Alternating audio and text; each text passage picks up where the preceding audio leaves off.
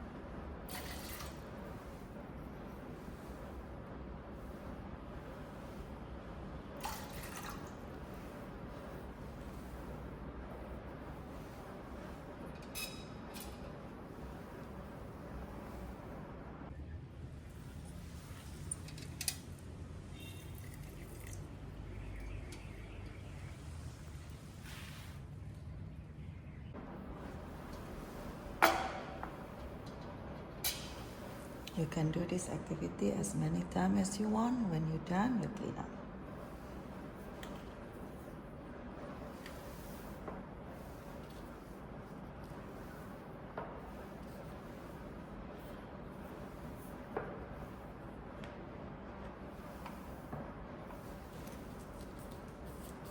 Check the protector. If it's wet, we will dry with this cloth.